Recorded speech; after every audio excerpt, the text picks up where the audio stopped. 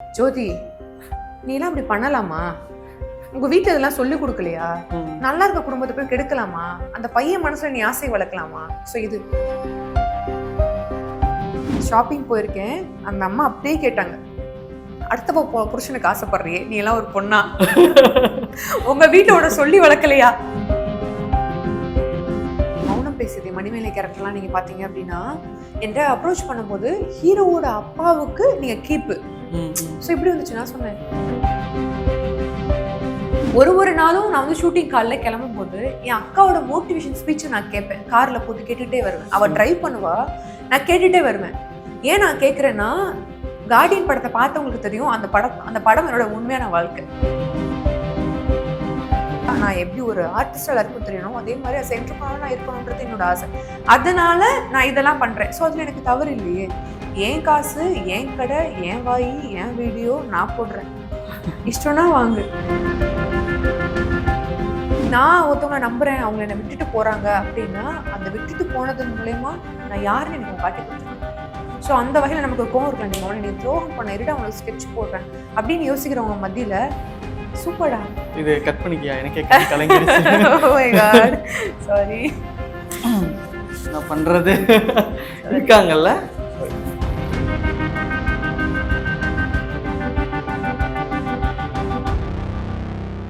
ஒரு நடிகருக்கு பாத்தீங்க அப்படின்னா ஒரு அதிகபட்ச ஆசைன்னு இருக்குன்னா, நம்ம ஐடென்டிட்டியை மறந்து நம்ம நடிச்ச கதாபாத்திரத்தை அவங்க ரிலீஸ் பண்ணி அவங்க கேட்கணும், அதை கொண்டாடணும்னு நினைப்பாங்க. நிறைய பேர் அப்படி அதை என்ஜாய் பண்ணுவாங்க.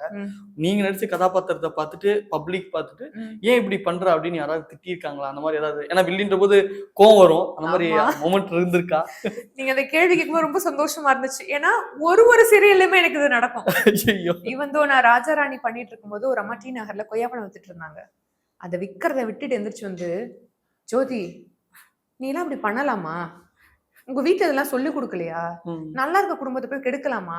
அந்த பையன் மனசுல நீ ஆசை வளர்க்கலாமா? சோ இது நிக்கிதா கேரக்டர் மலர் பண்ணும்போது கழுவி ஊத்துவாங்கன்னு சொல்லுவாங்கல்ல, அதெல்லாம் கமெண்ட்லயே வரும். கமெண்ட்ல வந்தா கூட நம்ம டெலிட் பண்ணிட்டு போயிடலாம். பட் நேரா எங்க அப்பா அம்மாவோட போயிருக்கேன், ஷாப்பிங் போயிருக்கேன். அந்த அம்மா அப்படியே கேட்டாங்க, அடுத்த புருஷனுக்கு ஆசைப்படுறியே, நீ எல்லாம் ஒரு பொண்ணா? உங்க வீட்டோட சொல்லி வளர்க்கலையா? உங்க அப்பா அம்மா இதெல்லாம் பக்கத்துல இருக்காங்க.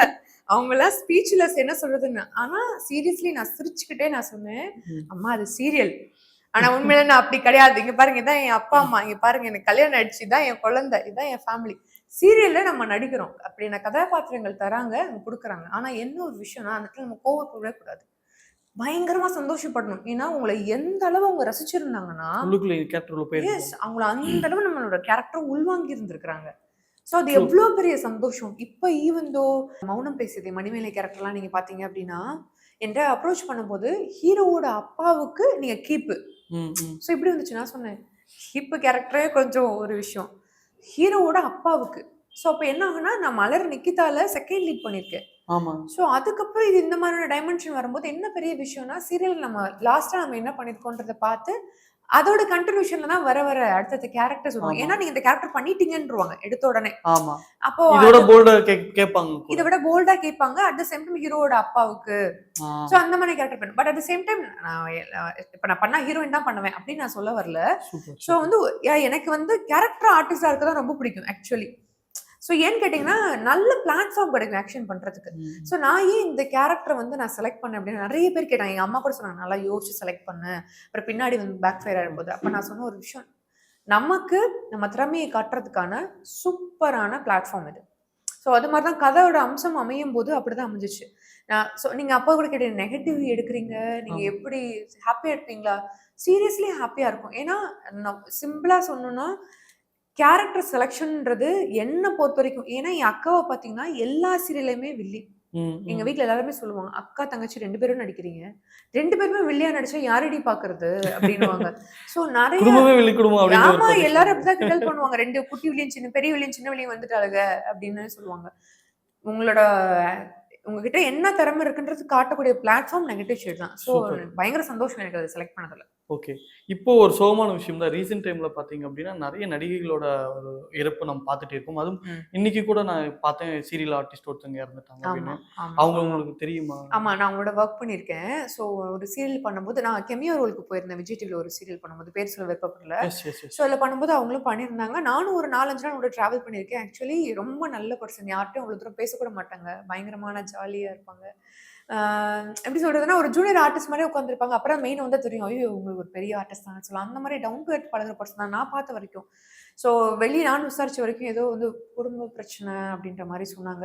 எல்லாருக்குமே பிரச்சனை வருது ஜித்து. ம். எல்லாருமே சூசைட்ன்ற அது கட்டத்துக்கு இப்ப போறாங்க. போனோம். பட் நம்ம மீடியான்ற இதுல ஒரு வரனால அது இன்னும் அதிக பேரோட இப்ப மீடியால இருக்கிறதுல என்ன பெரிய விஷயம் அப்படின்னா, மீடியால நீங்க நின்னா நியூஸ், நடந்தா நியூஸ், தூங்குனா நியூஸ், சாப்பிட்டா நியூஸ், எல்லாமே நியூஸ். ஸோ அதனால ஆப்போசிட்ல இருக்கவங்க என்ன யோசிக்கிறாங்கன்னா, தெரிஞ்சுக்கிற அளவு தெரிஞ்சுக்கோங்க. That's great. அஸ் அ வியூவரா, அஸ் அ ஃபாலோவரா. பட் ஆனா மீடியால இருக்குன்ற ரீசனுக்காக அவங்க பர்சனல் என்னன்னு தெரிஞ்சுக்கணும் நீங்க ஒரு இன்டர்ன்ஷிப் எடுக்கிறீங்க. அது தவறுன்னு நான் சொல்லுவேன். டெஃபினட்டா. அது ஏன் மீடியால இருக்கவங்க மட்டும் ஏன் அந்த அட்வான்டேஜ் எடுக்கிறீங்க? வேண்டாம். பக்கத்து வீட்ல ஒரு பிரச்சனை. போய் கேட்பீங்க. என்னக்கா நைட்லாம் ஒரே சத்தமா இருந்ததுக்கா? என்னக்கா? ஒண்ணும் ப்ராப்ளம் இல்லக்கா. விட்டுட்டுமா? அப்படியே விட்டுறணும். ஸோ அத போய் நம்ம போய் இது பண்ணக்கூடாது. ஸோ டெஃபினட்டா. இந்த விஷயத்துக்கும் நெறைய பேரு நெறைய விதமா இந்நேரம் போட ஆரம்பிச்சிருப்பாங்க. நம்மளுக்கு நெகட்டிவ் ஒரு அப்படி இருக்கலாம், சூப்பரான இப்படி ஒரு இருக்கலாம். Hot correct. ஹெட்லைன் கிடைச்சிருச்சு அப்படின்னு சொல்லிட்டு. இதுவா, அதுவா, அவரா, இவரா அப்படின்னுட்டு. வேண்டாம். பிரச்சனை இப்ப அது ஒரு உயிர். அவங்க இப்ப இல்ல. அவங்கள பத்தி நம்ம பேசுறதுல பேசுறது அர்த்தம் இல்ல. நியாயம் இல்ல. பேசவும் வேண்டாம்னு நான் நினைக்கிறேன். செம. எஸ். ஒரு ஆக்ட்ரஸா நம்ம வந்து ஒரு சின்ன திரையில நடிச்சிட்டு இருக்கோம், எல்லாம் பண்ணிட்டு இருக்கோம். ஆனா அதெல்லாம் விட்டுருங்க. ம். தியேட்டர்ல அவ்வளோ ம். பெரிய ஸ்க்ரீன்ல நம்ம முகம் வரணுன்றது எவ்வளோ ஒரு ஒரு மொமெண்ட்டா இருக்கும். ஸோ அந்த எஸ். மொமெண்ட்ட பத்தியும், அதுவும் பெரிய ஒரு ஆர்டிஸ்ட் அன்ஷியா முத்துவானியோட ம். ஸ்க்ரீன் ஷேர் பண்ணியிருக்கீங்க. அத பத்தி ம். நம்ம பேசலாம். ஸோ அதத்தான் நான் சொன்னேன். அது வந்து அன்எக்ஸ்பெக்டட். அந்த விஷயம் பேசும்போதெல்லாம் நான் எங்க டைரக்டர் சார டச் பண்ணாம நான் வரவே அது மாட்டேன். அது எப்படி இன்பில்ட்டா வந்துருது எனக்கு. லைஃப்ல பெரிய பெரிய விஷயம் அன்எக்ஸ்பெக்டடாவே நடக்குது உங்களுக்கு. உண்மையா. சீரியஸ்லி ஜித்து நான் வந்து இப்ப இந்த வாயில சக்கரை போடணும்னுவாங்களே அந்த மொமெண்ட் தான் இது. எனக்கு உண்மையிலே லைஃப்ல எனக்கு கிடைக்கிற பெரிய பெரிய விஷயம் எல்லாமே அன்எக்ஸ்பெக்டட், அன்பிரடிக்டபிள். என் லைஃப்ல நடக்கிற எல்லாமே. ஸோ அந்த வகையில இந்த படம் வந்து ஃபர்ஸ்ட் படம் பண்ணுவானுமே தெரியாது. ம், ம், ம், அடுத்து லீடு பண்ணுவோமானே தெரியாது. ம். அதுக்கு ஹன்சிகா மேம் மாதிரி ஒருத்தவங்களோட செகண்ட் லீட் பண்ணுவோமான்னு தெரியாது. நமக்கு ஒரு சாங் இருக்குமா? நல்ல பேனர் இருக்குமா? நல்ல ப்ரொடியூசரா, நல்ல டிரெக்டரா, மியூசிக் டைரக்டர் வந்து என்னோட சாங் பாடினவங்க Saindhavi madam. Super, music super. Director Sam CS. செம்ம. என்னோட டைரக்டர்ஸ் 2 பேருமே பார்த்தீங்கன்னா, கே. ரவிக்குமார் சாரோட one of the best assistants. And என்னோட ப்ரொடியூசர் பார்த்தீங்கன்னா, ஆல்ரெடி அவர் ஒரு 3 படத்துக்கு டைரக்டர் பாலு, ஸ்கெட்ச், சங்கத்தமிழன் எடுத்த டைரக்டர் அவர் அந்த படத்தோட ப்ரொடியூசர். ஸோ இவ்ளோ பெரிய பேனர் எப்படி இருக்கும்? ஒரு எனக்கு பெரிய ஒரு பொண்ணுக்கு கேமரானா என்னன்னு தெரியாது. இத விட என்னடா மீடியா வேணும்? வேணான்னு நினைச்ச பொண்ணு, நாளைக்கு காலையில ஷூட்டிங் 6 மணிக்கு, இன்னைக்கு நைட்டு 10:30 மணிக்கு அவர் என்கிட்ட சொல்றாரு. எல்லாருக்கும் உன் மேல நம்பிக்கை இல்ல. ஆனா எனக்கு உன் மேல நம்பிக்கை இருக்கு. உன் கண்ணு ஏதோ ஒண்ணு பேசுது. கண்டிப்பா நீ ஏதோ பண்ணுவ. நீ வேற லெவல் வந்து நிப்ப. நீ உன்னையே நம்பாத போது, நான் உன்னை நம்புறேன். இது எத்தனை பேருக்கு அமையும்னு தெரியாது. நீங்க பண்ணுங்க. நல்லா வருவீங்க. ம். போயிட்டு வாங்க. நல்லா ரெஸ்ட் எடுங்க. 6:00 வந்துட்டு உங்களுக்கு ஷூட்டிங் எல்லாம் சொல்லிடுவாங்க. Bye. Thank you. Good night சொல்லிட்டு எந்திரிச்சு போயிட்டாரு அவரு. Wow, D wow. நகர் ஆஃபீஸ்ல பேசுறோம். ம். எனக்கு கார்ல நான் வரேன். எனக்கு அழுக வந்துருச்சு. என் சிஸ்டர் கிட்ட நான் சொல்றேன். எனக்கு பயமா இருக்கு. அப்படி இப்படின்னு. நீங்க ஈவன் தோ நம்ப மாட்டீங்க. ஒரு நாளும் நான் வந்து ஷூட்டிங் காலைல கிளம்பும்போது, என் அக்காவோட மோட்டிவேஷன் ஸ்பீச்ச நான் கேட்பேன். கார்ல போட்டு கேட்டுட்டே வருவேன். அவ டிரைவ் பண்ணுவா. நான் கேட்டுட்டே வருவேன். ஏன் நான் கேட்கிறேன்னா, கார்டியன் படத்த பார்த்தவங்களுக்கு தெரியும். அந்த படம் என்னோட உண்மையான வாழ்க்கை. ஸோ அந்த படத்தோட அப்படியா? ஸ்கிரிப்ட் நான் சொல்லும்போது, நான் அவர்கிட்ட கேட்டேன். சார் என்னை பத்தி இது வெளிய விசாரிச்சீங்களா சார்? அப்படின்னு கேட்டேன். இல்ல மேடம் அப்படின்னாரு. இல்ல என்னோட படத்த தான் என்னோட வாழ்க்கைய தான் நீங்க வந்து படமா எடுத்திருக்கீங்க. ஸோ அந்த படத்தப்ப நான் வாழ்ந்தேன்னு சொல்லலாம். நான் நடிக்கல. நான் வந்து வாழ்ந்தேன் அந்த படத்துல. ஸோ எப்படி வாழ்ந்தேன்னா, எல்லாருக்குமே ஒரு ஹார்ட் டச்சிங் மொமெண்ட் ஒரு சீன் இருக்கணும். அந்த கிளைமேக்ஸ் டைம்ல எல்லாம் வந்துட்டு எப்படி இருக்கணும்னா, எனக்கு பயங்கர பயம். ஏன்னா, எனக்கு ஆப்போசிட்ல இருக்கவங்க சுரேஷ் மேனன் சார், ம், ம். பெரிய Sriman artist. Sir, so Abhishek, Parthasarathy sir, இவ்ளோ பெரிய லெஜெண்ட்ஸ் அவங்கலாம். இவ்ளோ படம் பண்ணியிருக்காங்க. எவ்ளோ கேமராஸ பார்த்துருப்பாங்க. அவங்க முன்னாடி நான் வந்துட்டு கிளைமேக்ஸ் வந்து பக்காவா போணும். அந்த கிளைமேக்ஸ் பண்ணா தான் படமே நிக்கும். ம், ம். ஸோ அந்த சீன் பண்ணும்போதெல்லாம் நான் வந்துட்டு காதுல ஹெட்செட் போட்டுட்டு, என் அக்கா பேசுறத நான் கேட்டுட்டே இருக்கேன். ஏன்னா ஒரு துரோகத்த பத்தி அவ ஒரு கவிதை பேசியிருக்கா. ம். அந்த துரோகத்துக்கு உண்டான விஷயம் தான் அந்த கிளைமேக்ஸ் நடக்க போகுது.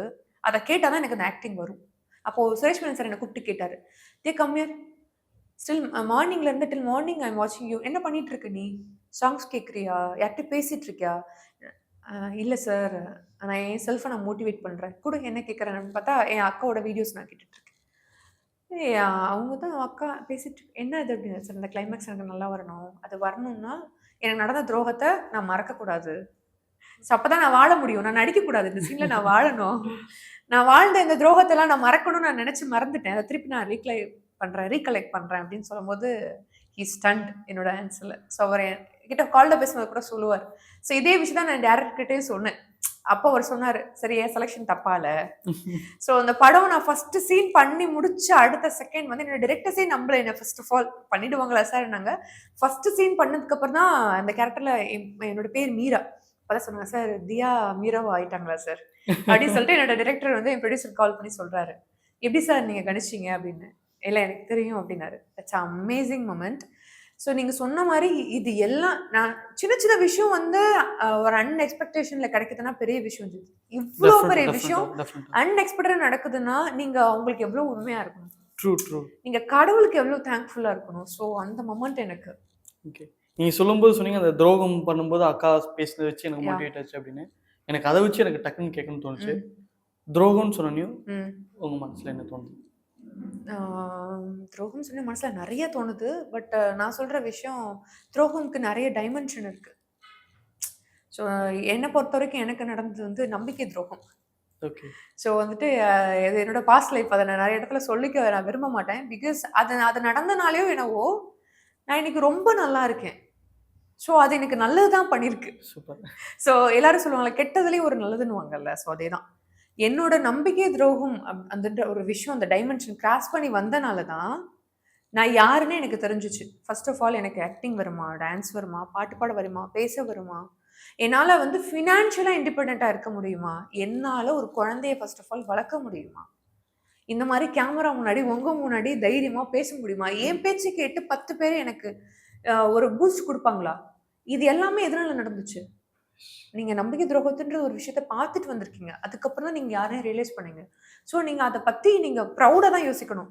என்ன நம்பினவங்க நான் ஒருத்தவங்களை நம்புறேன், அவங்க என்னை விட்டுட்டு போறாங்க அப்படின்னா அந்த விட்டுட்டு போனது மூலயமா நான் யாருன்னு எனக்கு காட்டி கொடுத்துருக்காங்க. ஸோ அந்த வகையில் நமக்கு கோவம் இருக்கலாம். நீங்க அவனை நீ துரோகம் பண்ண இருடா அவனுக்கு ஸ்கெட்ச் போடுறேன் அப்படின்னு யோசிக்கிறவங்க மத்தியில சூப்பர்டா நான் யாருன்னு எனக்கு காட்டல, நீ கிரேட் அப்படின்னு சொன்ன மாதிரியான மொமெண்ட் எனக்கு. ஸோ துரோகம் என் வாழ்க்கையில நான் பார்த்தப்போ இப்போ நான் வந்து பயங்கர ஹாப்பியா இருக்கேன். ஒவ்வொருத்தவங்க சொல்லுவாங்க நான் துரோகத்தை பார்த்துட்டேன், அதனால தான் சூசைட் லெட்டர் பாருங்க, நான் துரோகம்னா என்னன்னு பார்த்துட்டேன், அதனால அதுக்கப்புறம் எனக்கு வாழணும்னு ஆசை இல்லை, நான் சாகுறேன் இப்படி சிம்பிளா எழுதுறாங்கல்ல. I don't like that word. நான் துரோகத்தை பார்த்துட்டேன், அதோட சேர்த்து நான் யாருன்றதையும் பார்த்துட்டேன். அந்த மொமெண்ட் தான் எனக்கு இப்போ சிம்பிள். இல்ல எனக்கே ரொம்ப டச்சா இருந்தது. Thank you. எனக்கு சொன்ன மாதிரி இருந்தது. இது கட் பண்ணிக்கியா, எனக்கே கலங்கிருச்சு. Oh my god. Sorry. நான் பண்றது இருக்காங்கல்ல. சாரி நான் இது கேட்டு நான் கேட்கணும்னு நினைச்சேன், அதனால தான் எதுவும் இல்லைல்ல. ஓகே. இப்போ ஹன்ஷியா மொதோனி அவங்கள பத்தி பேசலாம். அவங்களோட ஸ்கிரீன் ஷேர் பண்ண மொமெண்ட் எப்படி இருந்துச்சு? ஆக்சுவலா எனக்கு ஒரு சீன் கூட எனக்கு அவங்களோட சேர்ந்தே இல்லை. அவங்களோட சீன்ஸ் எல்லாமே செப்பரேட், எங்க சீன்ஸ் எல்லாமே செப்பரேட். காம்பினேஷன் சீன்ஸ் ஒரு சீன் கூட நான் அவங்களோட பண்ற மாதிரி இல்லை. ஆக்சுவலி நான் ஃபர்ஸ்ட் அவங்கள வந்து ஆடியோ லான்ச்ல தான் நான் ஃபர்ஸ்ட் பார்த்தேன். படத்தோட ஆடியோ லான்ச்ல தான் பார்த்தேன். பட் ஆனால் நான் அவங்களுக்கு தேங்க்ஃபுல்லா இருக்கணும். பிகாஸ் அவங்க ஒரு ரொம்ப பெரிய ஒரு பிக் ஷாட். அப்படிப்பட்ட ஒரு படத்துல எத்தனை பேரு இந்த மாதிரி ஒரு செகண்ட் லீடுக்கு இம்பார்ட்டன்ட் இருக்குன்னு தெரியும் போது அதை அக்செப்ட் பண்ணுவாங்கன்னு தெரியாது. ஸோ அந்த வழியில நான் அக்செப்ட் பண்ணது எனக்கு ரொம்ப பெரிய பிளெஸ்டாக நினைச்சேன். பட் நான் பழகுன வரவே ஷீ இஸ் குட். சூப்பர். லாஸ்டா இந்த கேள்வி மட்டும் உங்ககிட்ட கேட்கணும்னு ஆசைப்படுறேன். இப்போ ஒரு நல்ல ஒரு எல்லாராலையும் பிடிக்கிற மாதிரியான இந்த இன்டர்வியூ பார்த்ததுக்கப்புறம் எல்லாருக்கும் பிடிக்கும் உங்களோட இயல்பானது என்ன அப்படின்ட்டு. ஸோ பிடிக்கிற ஒரு இடத்துல இருக்கீங்க. இன்னும் ஒரு 5 வருடம் கழித்து என்னவா இருக்கணும்னு ஆசைப்படுறீங்க? நிறைய இருக்கு. ஏதோ ஒண்ணு. நம்ம 4-5 இன்டர்வியூ போகணுமே. ஓ லிஸ்ட் நிறைய இருக்கு. லிஸ்ட் நிறைய. ஏதோ ஒண்ணு அதுல ஒண்ணுன்னு பார்த்தா என்னோட மீடியா ஃபீல்டுல நான் எந்த அளவு ஒரு லவ் அண்ட் சப்போர்ட்டோட எல்லாம் இருக்கணும். அட் த சேம் டைம் ஒரு என்டர்பிரனராகவும் அந்த அளவு நான் ஒரு லவ்வும் சப்போர்ட்டும் எல்லாத்தையும் எக்ஸ்பெக்ட் பண்றேன். அந்த ஸ்டேஜ்ல இருக்கணும்னு நான் நினைக்கிறேன். ஏன்னா எனக்கு வந்து ரொம்ப பிடிச்ச ஒரு ஃபீல்டு. நான் என்டர்பிரனர் அப்படின்னு சொல்றது எனக்கு ரொம்ப பிடிச்ச ஒரு ஃபீல்டு. எல்லாரும் கேட்பாங்க நம்ம ஷூட்டிங் பார்க்குறோம், ஃபேமிலி பார்த்துக்கிறோம், நமக்கு வேற ஒர்க்ஸ்லாம் இருக்கும். பத்தாததுக்கு நம்மளோட ஃப்ரீ டைம்ல நம்ம என்டர்பிரனரா இருக்கோம். எப்படி பேலன்ஸ் பண்ற? Because I just love that. எனக்கு புடிச்ச விஷயத்த நான் பண்றேன். ஸோ 12 மணி ஆனாலும் எனக்கு புது பெயில் வந்துச்சு, எனக்கு பார்சல் வந்துச்சுன்னா அதை உடைச்சு அதை வீடியோ போட்டு அப்லோட் பண்ணாதான் எனக்கு திருப்தி நான் நினைப்பேன்.